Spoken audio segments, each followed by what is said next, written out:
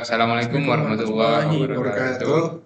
Saya dan rekan kelompok saya dari kelompok 7 akan menjelaskan tentang tinjauan literatur sistematis tentang model LSTM, CNN, dan transformer untuk prediksi bencana.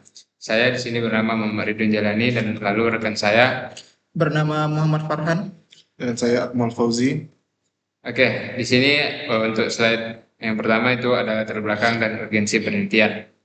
Ini ada dua bagian. Yang pertama itu ada kompleksitas iklim, yang dimana itu perubahan iklim global meningkatkan intensitas curah hujan ekstrim, memicu peningkatan bencana banjir secara berkala di Indonesia. Hal ini menuntut adanya mekanisme prediksi dini yang sangat akurat demi mengurangi dampak sosioekonomi secara nyata. Lalu yang kedua itu ada paradigma deep learning.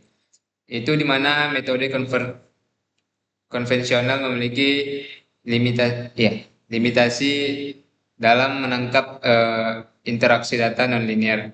Penggunaan arsitektur Deep learning. deep learning itu ada LSTM, CNN transformer hadir sebagai solusi inovatif dalam mengolah kompleksitas dan dependensi spasio-temporal pada data bencana.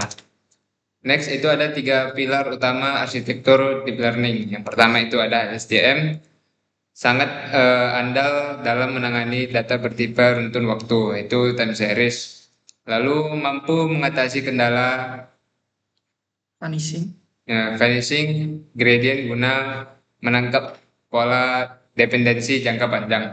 Lalu yang kedua itu ada CNN, di mana menonjol dalam ekstraksi fitur spasial, umumnya digunakan untuk memproses citra satelit permukaan bumi untuk visualisasi sebaran banjir wilayah. Lalu yang ketiga itu ada transformer, yaitu memanfaatkan sub attention mekanisme untuk menangkap hubungan dependensi global secara simultan, melampaui limitasi sekuensial model temporal konvensional. Sini Lalu selanjutnya itu ada pendekatan metodologi SLR, yang dimana itu ada kerangka kerja terstruktur dan transparan. Di sini ada penelitian ini mengadopsi standar sistematik literatur review yang berdasarkan panduan formal Kitchenham et al. Dan Peterson et al. Guna meminimalkan subjektivitas. Lalu studi ini melakukan sintesis komprehensif terhadap tren riset 5 tahun terakhir, yaitu dari 2021 sampai 2026, mengidentifikasi trade-off fungsional, memetakan dataset dominan, serta menilai efektivitas model hibrida.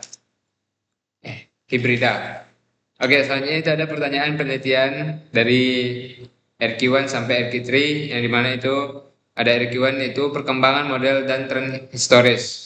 Bagaimana perkembangan tren penggunaan model STM, CNN, dan transformer dalam prediksi bencana secara global selama kurun waktu 5 tahun terakhir. Lalu yang RQ2 itu ada metrik kinerja dan perbandingan akurasi, di mana itu ada model deep learning manakah yang menunjukkan performa terbaik berdasarkan parameter metrik evaluasi standar seperti MAE, RMSE, atau akurasi. Lalu RQ3 itu ada dominasi dataset dan karakteristik data, di mana itu dataset publik dan jenis karakteristik data apa saja yang paling sering utilisasi dalam penelitian prediksi bencana berbasis kecerdasan buatan. Lalu di sini ada poin pertanyaan penelitian RQ4 sampai RQ5.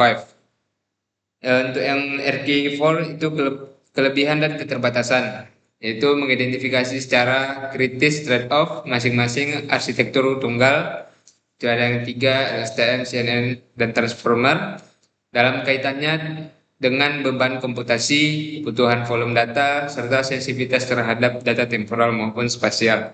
Lalu RQ5 itu tren penggunaan model hybrid, yang dimana menganalisis seberapa signifikan pengaruh penggabungan arsitektur seperti CNN, LSTM, atau LSTM transformer.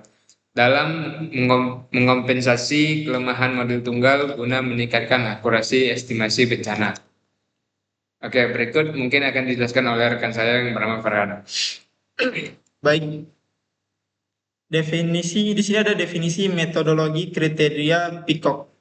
Di kategori PICOC-nya ada population, intervention, compression, outcome, dan konteks.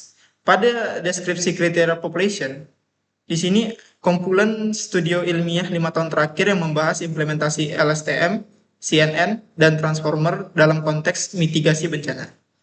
Selanjutnya di intervention, penerapan model tunggal maupun variasi model hibrida, CNN, LSTM transformer untuk sistem kalkulasi prediktif bencana. Selanjutnya compression, komparasi performa komputasional berdasarkan metrik standar akurasi presisi seperti MAE, RMSE, MAPE, dan nilai akurasi. Selanjutnya outcome, identifikasi model terbaik dan riset teraktual, preferensi dataset, serta pemetaan batasan fungsional masing-masing model. Selanjutnya konteks, fokus pada prediksi bencana alam seperti hidrometeorologi, banjir, badai, dengan memanfaatkan data runtun waktu atau spasio-temporal. Baik, selanjutnya protokol review dan strategi sumber data.